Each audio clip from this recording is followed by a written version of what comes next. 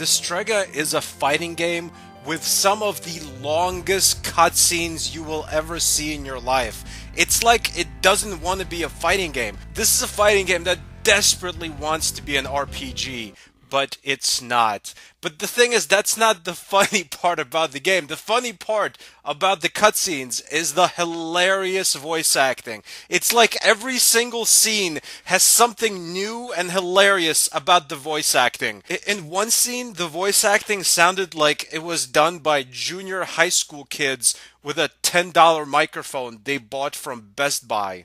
And the villagers? Why did you kill them?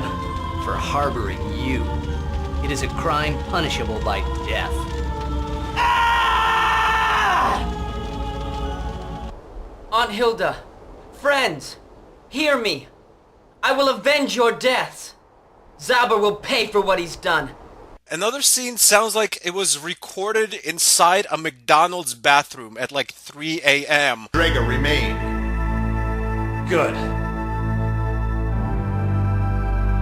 Not one Strega must escape us. Our next target is the Resistance. Follow him up. Sire? I want to know where the Resistance is hiding and how many there are. Sir, get out of the bathroom! What are you doing in there? We have other customers! Even though it's not an RPG, this game's story is like a typical MiC-RPG story. Evil empire against a group of nice rebels that are trying to stop the evil. It's good versus evil. It's like every single RPG you've ever seen in your life. There's nothing special about it. It's a lot of talking for a fighting game. I repeat, it's a fighting game. Now, there are two good things I can say about the game. The music is pretty good, and also, the actual fighting can be pretty fun and competitive, if not for one thing that completely ruins the fighting in this fighting game. First of all, let me explain how this is different from other fighting games. This is a fighting game that uses mostly ranged attacks. It's mostly shooting beams of energy. Pretty much every character, most of their attacks is shooting different types of beams of energy. There are characters that have melee attacks, but these are very rarely used. It's basically fighting by doing Kamehameha waves over and over. Now, the strategy in the fighting, when you're using the strategy, can be pretty fun.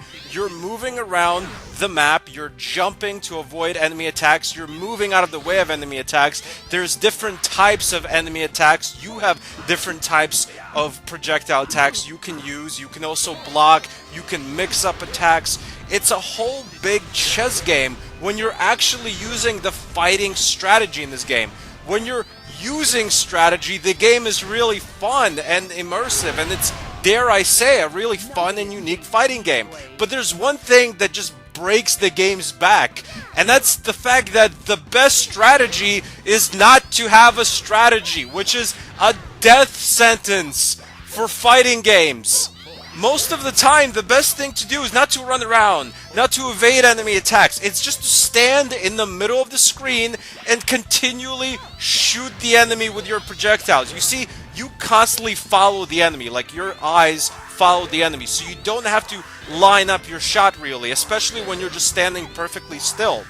You spam the shoot button over and over, or at least you time your shoot button so that you don't run out of energy, but you can still keep shooting over and over. Sometimes the enemy will hit you, it will happen, but you can most of the time avoid the enemy attacks by just jumping over the beams, or sometimes, very rarely, an enemy will run up close to you to try to do melee attacks, and then you can move a little bit out of the way. But most of the time, the prevailing strategy to be almost unstoppable in this game is to stand in the middle of the screen and just shoot.